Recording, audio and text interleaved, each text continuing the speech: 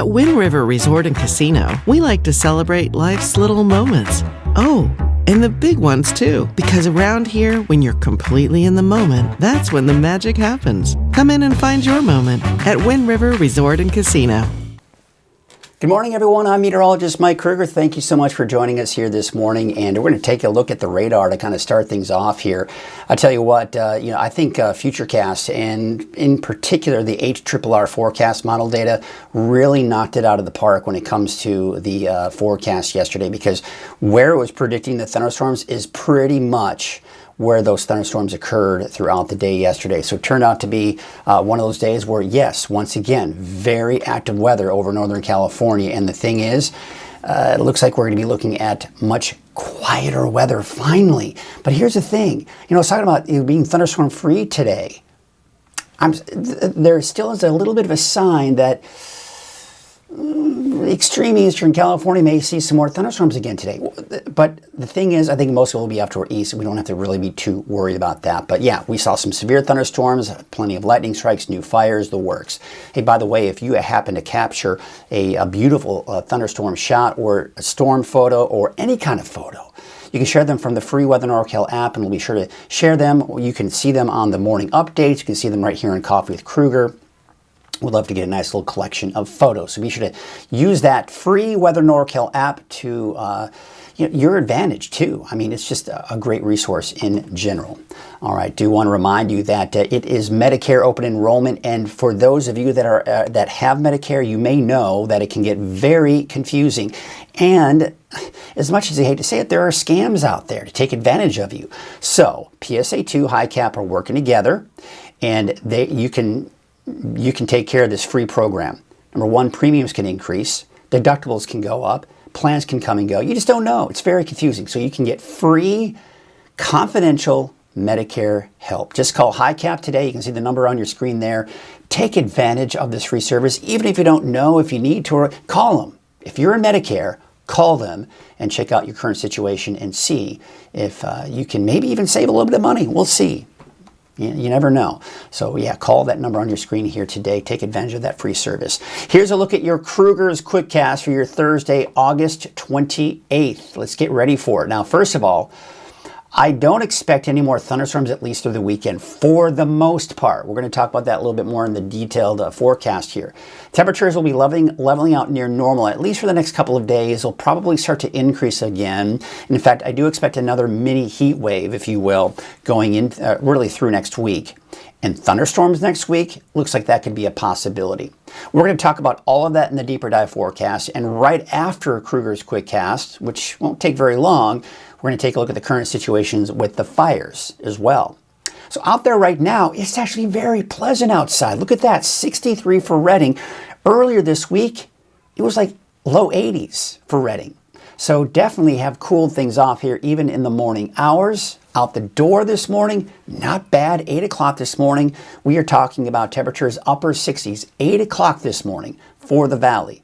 Upper 50s for the higher elevations, maybe around 60 for parts of the eastern mountains, and some fog along the coast. There you can see we are seeing, of course, that area of low pressure off to our west. That is going to basically just divert to our north and stay to our north. It may bring us a few clouds, but that's really the extent of it. All right, so let's take a look at Futurecast. And this is what I was talking about. So let's zoom it in here. Let's get you through the afternoon. Now take a look. See those clouds developing in the afternoon? That's what we call afternoon convection. And we're going to see that. You look off to the east through the afternoon, you're going to see those towering cumulus clouds begin to develop. Some of those, especially in extreme eastern Plumas and extreme eastern Lassen and maybe even Modoc County, eastern Modoc County, could see a stray shower and an off chance for a thunderstorm. Otherwise, of course, those clouds will start to move out here as we go into tonight and tomorrow as well. So for today, I'm expecting temperatures in the mid-90s for your daytime highs. Not bad. Temperatures actually a little bit below normal for this time of the year. 80s for the areas north and east of the valley, and some 90s for Trinity County. I think it's overdoing it. I've overdone it there for Willow Creek, but we're talking mid to even upper 90s for some of the inland areas for today. Now for tonight, oh man, nice. Low 60s. Look at Willows, possibly upper 50s there. Upper 40s for Alturas, 53 degrees for Mount Shasta tonight. Low 50s For the coast, it's getting much more pleasant at night. You can open up the windows, let some of that cooler air in. But again, it's warming up a little bit here. I would expect to hover around the upper 90s Friday through the weekend, maybe even around 100, even going into early next week. And there's that mini heat wave I was talking about as we go into Tuesday, Wednesday of next week. For the coast, partly to mostly cloudy skies, mid-60s. Inland, you're looking at those temperatures in the low to mid-90s. There's that spike in the temperatures, though, as we go into Tuesday, Wednesday of next week for both the inland areas and Trinity County. Now, I have included a chance for thunderstorms in the forecast for Tuesday, Wednesday. I am, fingers crossed, hoping that I'll be able to take that out of the forecast in the next day or two, because that's fairly new development from the forecast models, and as of yesterday, it wasn't there. So we'll see. We'll see if that actually comes into shape, but there are two forecast model runs that I've looked at this morning that the newest one just came out, and it is indicating, now there's that possibility here that we could be looking at some thunderstorms here next Tuesday, Wednesday. Not thrilled about it. All right, so let's take a look at some of the lightning strikes we've seen yesterday. The numbers are pretty high. Over 15,000 lightning strikes yesterday with the thunderstorms that we did see, despite the fact that the overall coverage, the aerial coverage of those thunderstorms was not quite as high. Now that does include, as we go, looks like even into Wednesday evening. So, Tuesday evening. But bottom line, a lot of lightning strikes. And that's why we saw new fires develop as well.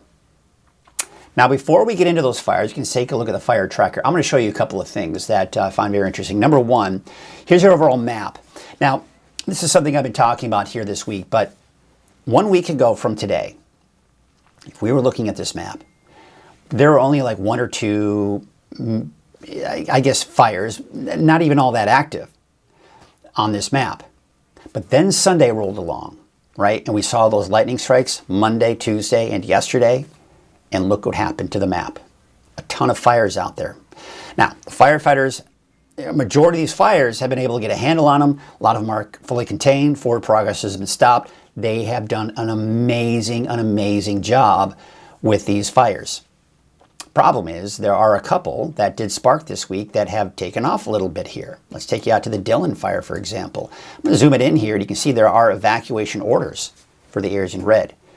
For SIS 1402-8, SIS 1405, SIS 1503-A, 1506, 1509-B, and then, of course, surrounding that, you got the evacuation warnings. We're going to take a closer look at the Dillon fire a little bit later, but I just wanted to really illustrate what's going on with these fires here. This is also interesting.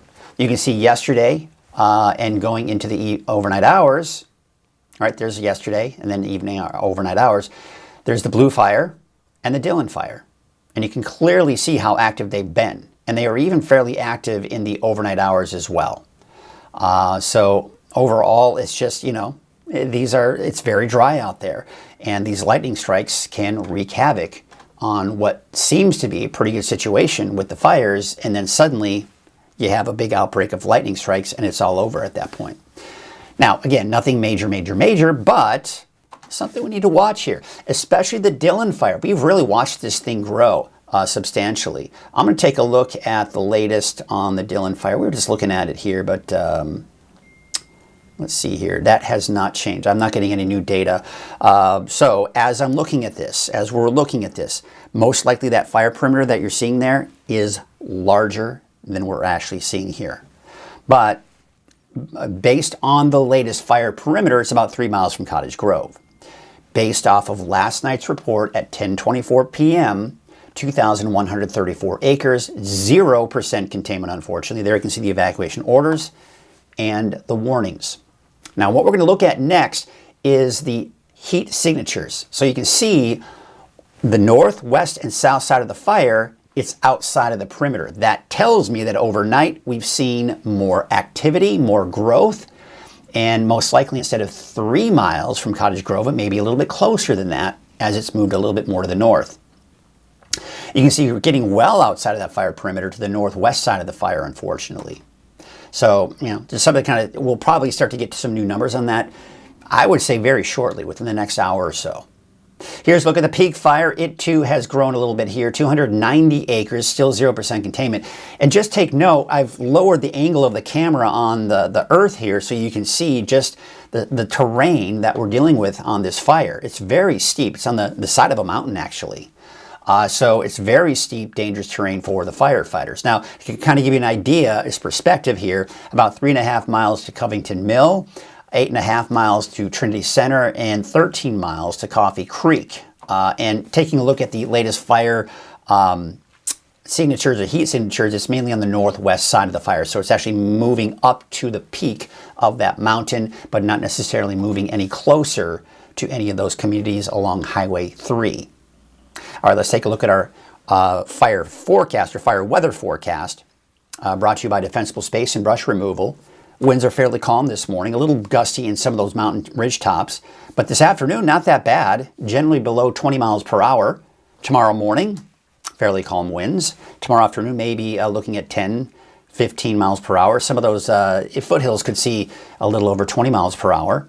And then Saturday morning, calm winds. By the afternoon on Saturday, the wind's picking back up again. But again, nothing major. We don't have a big wind event heading our way, which is always a good sign. Fire weather risk, midday, low to moderate, moderate to barely in that high range this afternoon. So we're actually seeing fire weather risk drop a little bit here, but it will increase as we go into your Friday afternoon in the moderate range by midday, moderate to high by the afternoon. And it's simply just because it will be drier and a little bit warmer for your Friday as well. All right, we're going to take a look at some of the cameras out there today, and you can see Lake Oroville, North Forebay. Beautiful shot out there this morning. You can see not much of a breeze either. You can see Main Street Chico on Highway 32. Looks like traffic is flowing smoothly there, and even a biker out on the road this morning. Highway 99 at Neal Road. All right, you got your typical traffic in the morning. Can't really see the skies, and kind of see the skies here on Highway 44 at Sundial British Drive. Looking at the mainly clear skies out there this morning. I'm looking at my window, and you can see the back of my head because of my small studio as I stretch back. The camera is behind me that way. So when I lean back, look, my head gets into the camera shot because this you're seeing here is the green screen. All right, just a fun little thing. Every once in a while, if I kind of get excited and lean back, you'll see the back of my head. All right, Bald Hill West. I'll scratch my back here. Bald Hill West. Oh, before we get to that, let's take a look at the camera there in, well, this is Elk Creek, just north of Trinidad. Let's see if we can take a look at the camera out there in Crescent City as well. And yeah, we've got some foggy conditions out there this morning. There you can see a little foggy. It looks like a little wet on the camera lens there, indicating that maybe seeing some mist and some drizzle with some of the fog out there this morning. In fact, if you look closely, I'm going to take you back to Elk Country here, and you can see there actually is some morning dew on those cars and maybe a little bit of mist too. So kind of interesting there. All right, let's take you back to the Bald Hill West camera here, and you can see that off in the distance there, just a little bit of a nice, beautiful sunrise shot here. That's down looking at Hoopa, by the way, there on your screen. There's a look at Soda Ridge. Yesterday, there was a little cloud resting on top of Mount Shasta, not so much this morning, with clear, beautiful skies this morning. Taking a look at Fort Jones, look at that. There you can see just the summit there. Getting a little peek of sunshine. Gorgeous. Remember yesterday, it was very foggy. Kind of sucked in with fog in Scott Valley because of the thunderstorms the night before. And then it cleared out very quickly. There's a lot of leftover moisture in the atmosphere, and that allows for that fog to begin to develop here. All right, so let's look at some of the cameras and kind of the first look at your forecast and those fires too. Well, today's Thursday. We've got our NorCal Ag Report sponsored by Lassen County Nursery. And a very nice guy contacted me a couple weeks ago, and he won this amazing competition, which you're going to hear about for cattle. Great guy. Hung out with him yesterday. This is fresh, hot off the press, folks. So check it out. We're going to learn more about this competition in Cal Poly and this beef competition, and it's a whole new world. Let's just put it that way. I learned so much yesterday from this guy, and he's just amazing. So what do you say we get you right to it and take a look at this week's Ag Report? Hello everyone, I'm Mike Krueger from Weather NorCal. You're watching another edition of NorCal Ag, sponsored by Lassen Canyon Nursery. With me right now, I've got Jeremy Strand, and this is Split Creek Angus Ranch. I got that right. There you go. Very impressive, right? So the reason I'm here today, obviously, is agriculture, cattle, the works. But you were just involved in a competition that is kind of a big deal that you won for the second year in a row, right? That's right. We consign cattle to the Cal Poly Bull Test, which is a large feed competition on the West Coast where consigners bring in yearling bulls, and those bulls over a 90-day period are measured for how efficient they are, meaning how much food do they eat, and how efficiently do they convert those feed resources to pounds on the scale. So the bulls get weighed once a month. Over a 90-day period, they're competing. And this year, I'm proud to share with you that we have the 2025 multi-trait champion bull. That's amazing. And you had the 2024, right? We had the 2024 Cavanese bull, champion Cavanese bull, who went on to be the high-selling bull that day and was the second high-selling bull in the last 5 years at Cal Poly. So that was an exciting day for us, Mike. This is a big deal. And so how hard is it? Like for someone to say they won it 1 year, but another year, I mean, I would imagine your colleagues are just in awe, right? I don't know that they're in awe. We're all competing. Yeah.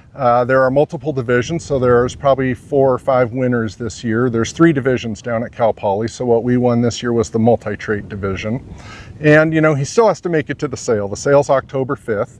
God forbid nothing happens to him between now and then. Yeah. But the actual feed competition is over. It concluded on August 19th, and our bull was declared the overall multi-trait champion.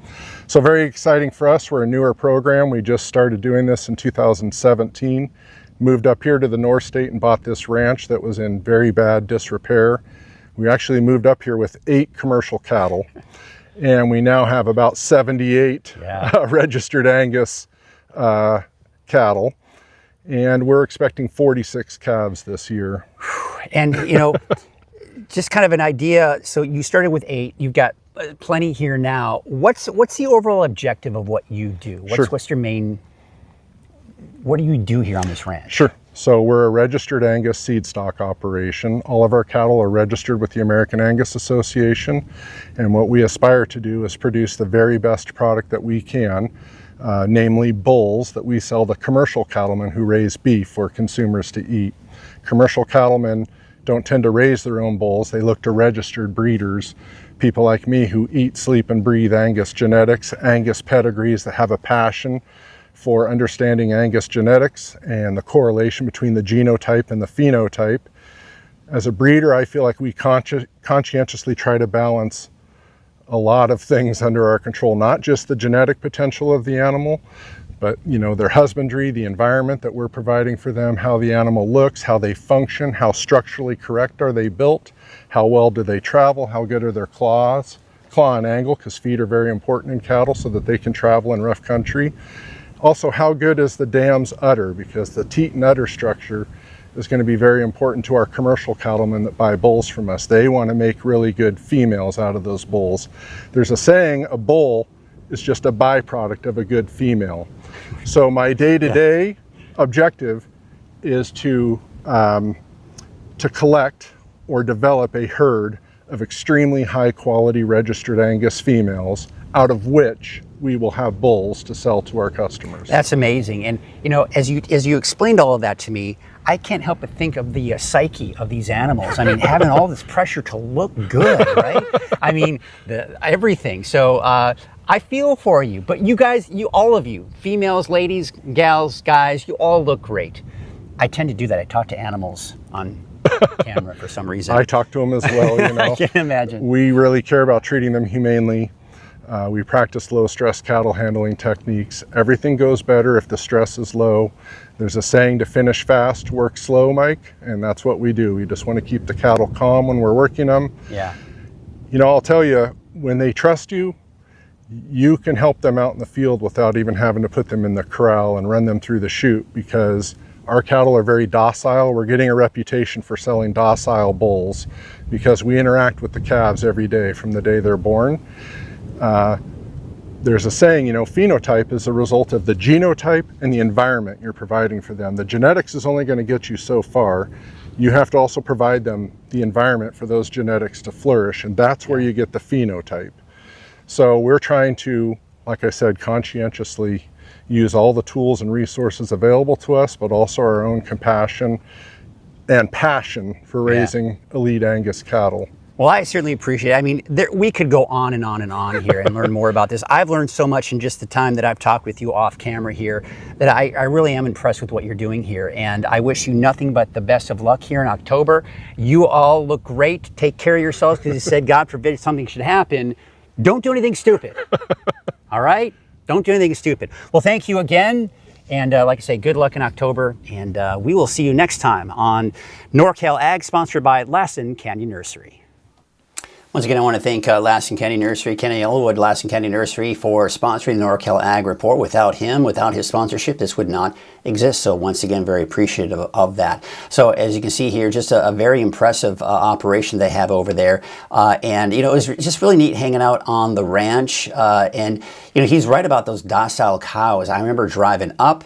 They just kind of, you know, they kind of stop what they're doing. They look at you, but they don't show any signs of aggression. I got in there and, you know, was up there petting the cows and hanging out, and, you know, mamas with their calves, and the mamas get a little protective. I mean, it certainly wasn't aggressive. I didn't feel any fear, even though I got a little close to the calves, but I tried to keep my distance to respect that. But boy, it was fun. I really enjoyed that, and I hope you enjoyed that report as well. You can always check it out on weathernorcal.com on the Ag Report section. You can also check that video on the free Weather NorCal app. Just tap the NorCal Ag section, then of course tap the video, and you'll be good to go. Always the latest one popping up there. And it will show up on the 24-hour streaming channel as well in that loop too. So a lot of great places that you can check out NorCal Ag Report. Once again, I want to thank Kenny Elwood from Lassen Canyon Nursery for his support and sponsorship of NorCal Ag Report. Speaking of sponsors, we also got our sponsor of Coffee with Krueger, our primary sponsor, Wind River Resort and Casino. At Wind River Resort and Casino, enjoy friendly service, a wide variety of specials and promotions, plus all of your favorite slots and table games. Hey, by the way, are you looking for some fun entertainment? How about at the Cascade Theater next Friday, September 5th? You can check out Jane Lynch and Kate Flannery, The Trouble with Angels. You can get your tickets today. Make sure you get them before they sell out. You can go to cascadetheater.org or call the number on your screen, 530-243-8877, to reserve your tickets today. Okay, we take a look at those temperatures out there right now, and it is very pleasant out there. 63 degrees for Redding, just changed down to 59 in Red Bluff right now, 60 for Corning. There you can see 48 degrees for Alturas, 52 in Susanville, and we got those temperatures in the mid-50s out along the coast. So a very pleasant start. As Krista mentioned this morning, she said, yeah, good coolish morning. Yeah, absolutely. There you can see the area of low pressure right here. That's actually just going to divert up to the north because high pressure is in place. We've got some monsoon moisture over Southern California, but it's going to stay there. The drier air to our south is really kind of helping to keep that to our south. Drier air is moving in, and as a result, less in the way of that monsoon moisture we've seen the last several days. That's going to mean less thunderstorm activity. And I say less thunderstorm activity because we still may see a slight chance today. We'll get into that here in just a second here. But what we're noticing is it's still very dry through the weekend. You see the brown colors and the blues, that's dry air. But what I'm beginning to see, and I'm seeing signs that sometime around Tuesday, Wednesday of next week, we're beginning to see a little bit more moist. See some of the greens, a little bit of yellow popping up in there. I mean, kind of barely. So this week, we've kind of been in this category right here. So we're just a little bit below that as we go into so a little less moisture. That being said, there may be just enough versus these showers and thunderstorms for the mountains, in particular for Tuesday, Wednesday, and possibly even into Thursday of next week. And today, well, if you watch my 6 a.m. update, and you're watching now, the Storm Prediction Center decided to kind of bump this a little bit more to the west. For the most part, though, I think we'll be thunderstorm free. Right? But let's take a look at our hour-by-hour forecast with the HRRR forecast model data here. And we can take you through the afternoon. Now, what you're going to notice here, if you're looking off to the east, into the eastern mountains, you're going to see a lot of those towering cumulus clouds developing, probably a little bit later in the day.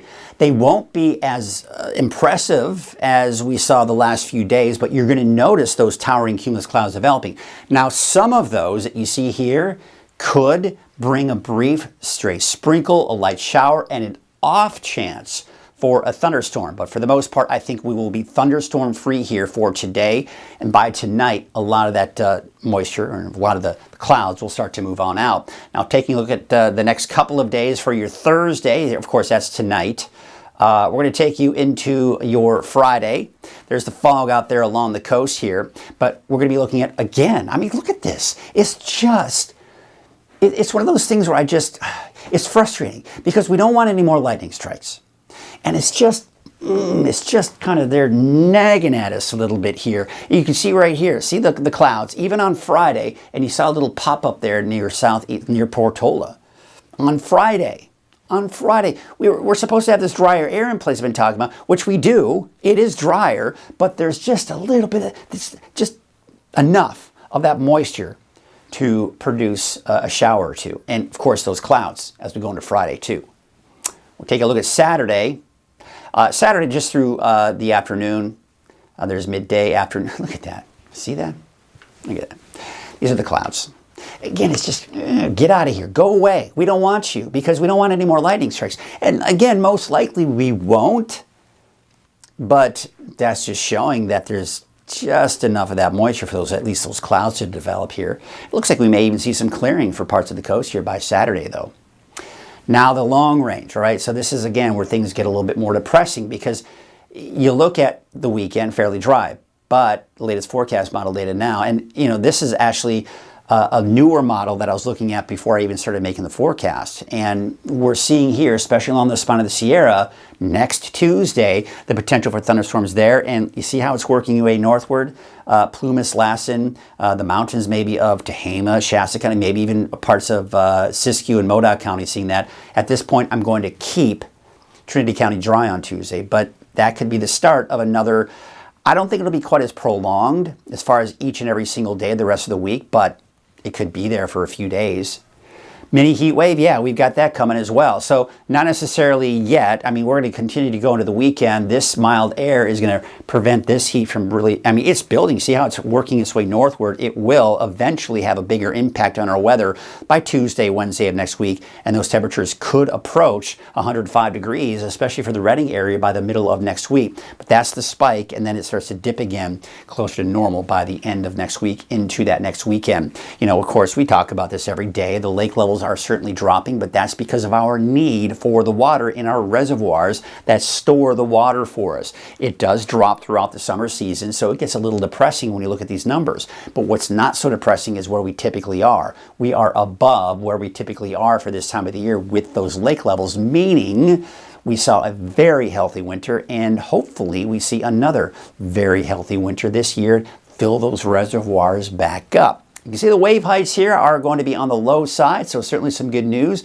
if you need to be out there on a small boat. Not such great news, though. We do have some dense fog out there that could create some very low visibilities if you're going to be out on that small boat. But the wind's fairly calm out of the south at about 5 knots, with their waves from the northwest at 3 feet at 7 seconds. A little bit higher here. You can see from the southwest at 1 feet. At about 1 foot, that is, at about 16 seconds. All right, here's your north coast. Here is your neighborhood forecast, sponsored in part by Dignity Health. For Trinity County here, I don't have any thunderstorms for you. I remember I was talking about Tuesday, Wednesday, mountain thunderstorms. Not every one of the mountains. I'd say mainly to the north and east of the valley at this point, but dry for places like Weaverville. We take you out to Hayfork, and there you can see dry conditions there. And yeah, you could be talking about some triple-digit heat by the middle of next week. Here's your Dignity Health North Coast neighborhood forecast, and those temperatures mainly in the 80s, 85 for Garberville, 65 in Shelter Cove. No rain here. Of course, we are seeing some of that drizzle and fog in parts of the coast this morning. We can see that the next few mornings as well. Otherwise, upper 60s to low 70s for places like Ferndale down to Rio Dell. Take you up north, overshooting it. This is probably closer to the upper 90s, maybe around 98 or so, 96 for Hoopa. Take you up to the north, 76 degrees for Gasquet, 94 in Orleans, mid-60s for your daytime highs in Crescent City. All right, so here's your Dignity Health Siskiyou County neighborhood forecast. Temperatures mid to upper 90s, low 90s though as you head out towards I-5. And yeah, I've included the chance for thunderstorms on Tuesday and Wednesday. That's also the case for Scott Valley, but today no thunderstorms for you, upper 80s to low 90s for your highs. Off towards central and eastern Siskiyou County, Tennant about 81, 84 for Tule Lake, Weed about 85, and 85 for McLeod. And Modoc County, you've also got the chance for thunderstorms starting as early as next Tuesday and Wednesday, and it's warming up as we go into next week as well. Eastern Mountains, all right, so we can see here, Bernie. I don't have the thunderstorms for you as of yet. We're going to kind of keep watching this pattern here over the next day or so to see if we may include Bernie, but for now, I don't have any thunderstorms for you in Bernie or anywhere else, say Viola or Paynes Creek. But to the east of that, you've got that potential. And you can see that even for Lake Almanor and Lassen Park, we got that potential for thunderstorms by Tuesday and continuing to Wednesday. And if we were to extend this into Thursday of next week, yes, you'd see some lightning strikes in there as well, as that chance may linger into Thursday. But long range now looks like it may diminish by next Friday. Eastern Mountains, dry for Paradise, but there you can see that chance for thunderstorms Tuesday and Wednesday. Your Dignity Health Valley neighborhood forecast, temperatures in the mid-90s on average. Some of the cooler spots will be in the low 90s, but we're back up to 100 degrees here by Tuesday, Wednesday. In Chico, you're back up to about 101 by next Tuesday, Wednesday 102. Labor Day, not too bad, but it's getting warmer with a high of about 98 degrees. Take you up to the north, and you see for Lakehead about 90, 91 degrees for Whiskeytown, about 95 for the city of Shasta Lake. Redding at 96 and 95 in Red Bluff. Here's your 7-day forecast for Redding. Temperatures, I mean, it's flirting with that 100-degree mark by Saturday and Sunday, so it's warming up again. Nothing major, though. Where we're going to see some of that bigger heat, it'll be here by around Tuesday, Wednesday of next week in particular, where we could be flirting with 105 degrees. Whew, it's getting hotter. And those thunderstorms, it's just a total bummer. So let's check in with some of you this morning here and see what you got to say this morning. We have got Krista is saying good, coolish morning. Of course, I mentioned that during my weathercast, and yes, it definitely is a lot cooler out there this morning. Michael, looks like we got someone new here. I haven't seen your name up here in a while, if at all, as I look at that last name. Good morning, Michael. Have a great day. I appreciate that. Good morning to you as well. Lisa. Looks like Lisa is saying good morning, Mike, and enjoying a cool morning. Absolutely. And foggy on the coast from Jackie saying foggy morning in Trinidad. No surprise there. We can certainly see that here.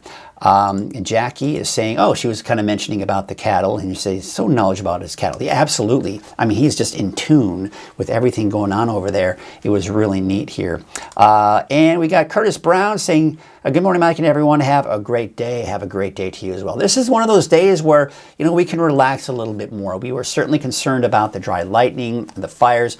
Now that most of that is behind us, we can just let the firefighters do their job, and as they've done an amazing job up until this point. And yes, the Dillon fire is beginning to take off and has taken off over the last few days, and it is growing and still fairly active with 0% containment.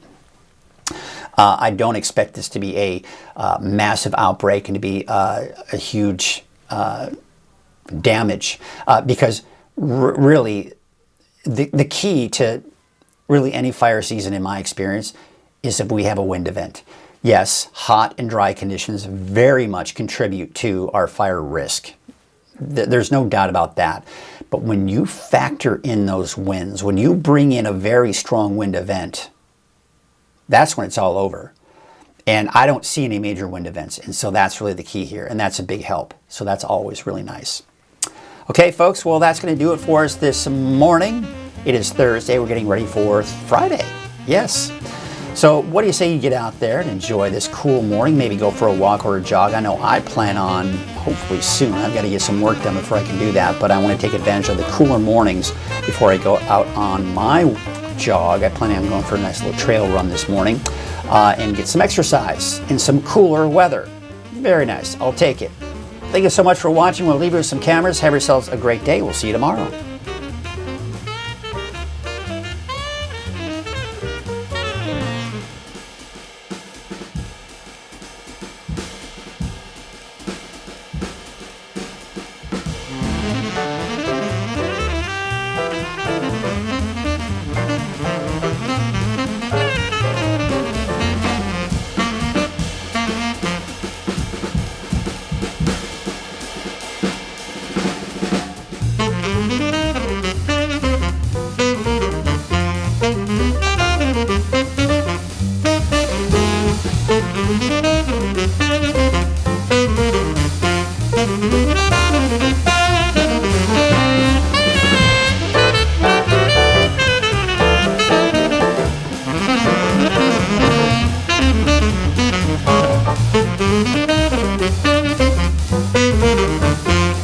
Bye.